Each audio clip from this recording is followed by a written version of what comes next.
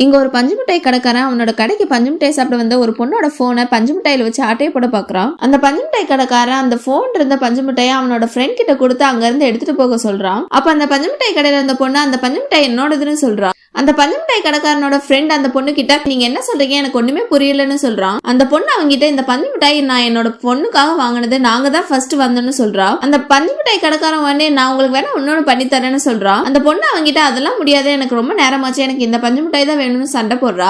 அந்த பஞ்சு மிட்டாய் கடைக்காரனோட ஃப்ரெண்ட் அந்த பொண்ணு கிட்ட இந்த பஞ்சு மிட்டாய் என்னோடதுன்னு சொல்லிட்டு அந்த பொண்ணு கூட சண்டை போடுறான். அந்த பொண்ணு விடாம அந்த பஞ்சு மிட்டாய் பிடிச்சி இழுக்கிறா. அந்த பஞ்சு மிட்டாய் கடைக்காரனோட ஃப்ரெண்ட் அங்க பாரு யாரோ வராங்கன்னு சொல்லிட்டு அந்த பஞ்சு மிட்டாய் தூக்கி கீழே போட்டுறான். இந்த பொண்ணு அவங்க கிட்ட ஏன் இப்படி பஞ்சு மிட்டாய் கீழே போட்டேன்னு கேக்குறா. அவன் அந்த பொண்ணு கிட்ட தெரியாம கை தவறி கீழே விழுந்துருச்சுன்னு சொல்றான். அப்ப அந்த வழியா குப்பையை கிளீன் பண்ற ஒருத்தர் வராரு. அவர் கீழே பஞ்சு மிட்டாய் இருக்கிறத பார்த்துட்டு அதை எடுத்து அவரோட குப்பை வண்டியில போட்டுட்டு அங்கிருந்து போறாரு. அடுத்தது என்ன நினைச்சுன்னு தெரிஞ்சுக்கணும்னா கீழே இருக்க கிளிக் வீடியோவை கிளிக் பண்ணி ஃபுல் வீடியோவை பாருங்க.